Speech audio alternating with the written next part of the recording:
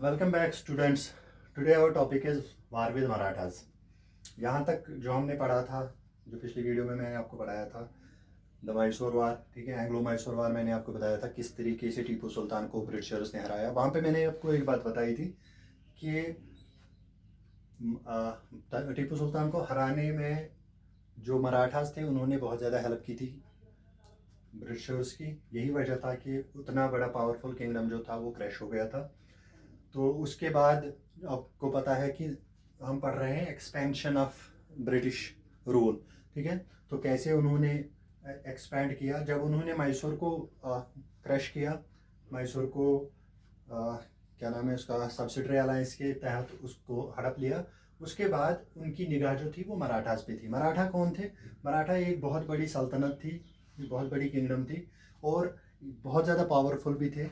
और इनका एक ख्वाब था कि ये दिल्ली से हुकूमत करते, ठीक है। इन्होंने बहुत सारे इलाके दिल्ली, जिनमें आगरा भी आता है, ठीक है, तो इन्होंने उसको अपने कब्जे में ले लिया था। इनका ये ख्वाब जो है शर्मिंदा ताबीर नहीं हो सका। क्यों नहीं हो सका? क्योंकि 1761 में मराठास को जो थर्ड बैटल ऑफ पानीपत हुआ था उसमें इनको मात खानी पड़ी। जो अहमद शाह अब्दाली अफगान रूलर थे वो आए थे, उसने जैसे यहाँ शुजाउद्दौला भी थे, वो भी उसके साथ थे, तो उन्होंने उनकी मदद की थी, तो मराठास को उन्होंने हराया था। तो ये इनका जो ख्वाब था दिल्ली से हुकूमत करने का वो शैटर हो गया। मराठा जो थी, मैंने पहले भी आपको बताया कि ये बहुत बड़ी सल्तनत थी। ये मध्य प्रदेश और तमिलनाडु, गुजरात, यूपी, इन सब का कम्बिनेशन था। ये बहुत बड़ी किंगडम थी। लेकिन ये स्टेट अलग अलग रूलर्स थे इनमें।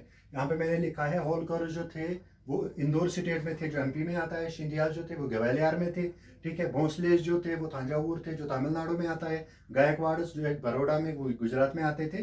तो अलग अलग स्टेट्स में अलग अलग इनके चीफ्स होते थे, सरदार होते थे। ये चीफ्स जो थे इनको एक कन्फेडरेसी के तहत ये पेशवा के अंडर आते थे। पेशवा कौन था? पेशवा प्रिंसिपल मिनिस्टर को कहते हैं। और जो कन्फेडरेसी होती है वो अलायंस होती है, ग्रुप ऑफ स्टेट्स का अलायंस होता है। और इनको जो कंट्रोल करता था, इनकी मिलिट्री, इनकी एडमिनिस्ट्रेशन जो थी वो पुणे बेस्ड जो पेशवा हुआ करता था वो इनको कंट्रोल करता था। इसीलिए ये इतनी बड़ी कन्फेडरेसी थी, इतनी बड़ी पावरफुल किंगडम थी। इन पेशवाज में अगर हम देखेंगे, महादजी सिंधिया एंड नाना फडणवीस जो थे ये बहुत ही फेमस सोल्जर्स थे और स्टेट्समैन थे। स्टेट्समैन किनको कहते हैं? स्टेट्समैन उन इंसानों को कहते हैं जो लोगों के लिए काम करे, लोगों की फलाह बहबूदी के लिए काम करे, लोगों के दिल जीते, ठीक है। तो ये दोनों बहुत ज़्यादा ये ब्रेव भी थे और इनको पॉलिटिक्स का बहुत ज़्यादा पता भी था। इन्होंने इतनी बड़ी सल्तनत को अपने कब्जे में लिया था। मराठास जो थे, मराठास को पता थी कि जैसे मैसूर में उन्होंने क्या किया था, ये जंगें उन्होंने लड़ी थी, ठीक है। 4 एंग्लो मैसूर वार्स हुई थी, तब जाके उन्होंने धीरे धीरे कम करके कब्जा कर लिया मैसूर पे। वही इन्होंने यहाँ पे किया। इन्होंने सीरीज ऑफ वार्स में सबड्यूड किया किनको? मराठास को। फर्स्ट एंग्लो वार जो होता है वो होता है 1775 में और ये खत्म होती है 1782 में। इसमें क्लियर विक्ट्री किसी की नहीं हुई, लेकिन ये जो वार एंड हुआ इसमें एक ट्रीटी हुई जिसको आप ट्रीटी ऑफ सलबाई के नाम से जानते हो। ट्रीटी ऑफ सलबाई क्या थी कि ब्रिटिशर्स ने एग्रीमेंट किया कि 20 साल तक हम कोई जंग नहीं करेंगे मराठास के साथ।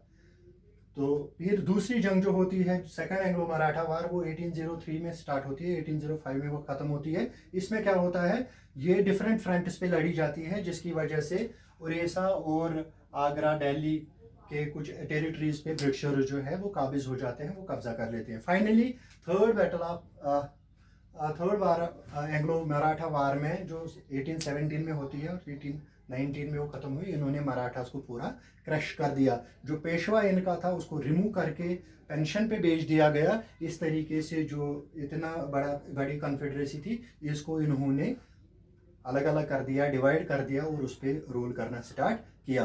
तो ऐसे करके इन्होंने मराठास पे अपना कब्जा जमा लिया। अगले वीडियो में हम देखेंगे कि पैरामाउंटेंसी जो इन्होंने अपनी यहाँ पे बनाई, जितने भी इन्होंने, जैसे मैंने आपको बताया सब्सिडरी अलायंस एक था, दूसरा हम पढ़ेंगे पैरामाउंटेंसी, तीसरा हम पढ़ेंगे डॉक्ट्रिन ऑफ लैपिस, कि इन रूल्स के हिसाब से इन्होंने बहुत सारे जो किंगडम्स थे या बहुत सारे जो स्टेट्स थे उनको अपने कब्जे में ले लिया। होप आपको समझ में आ गया होगा। अगर आपको की कोई क्वेरी है, कोई क्वेश्चन है, तो आप कमेंट बॉक्स में पूछ सकते हैं। Till then, goodbye, have a good day.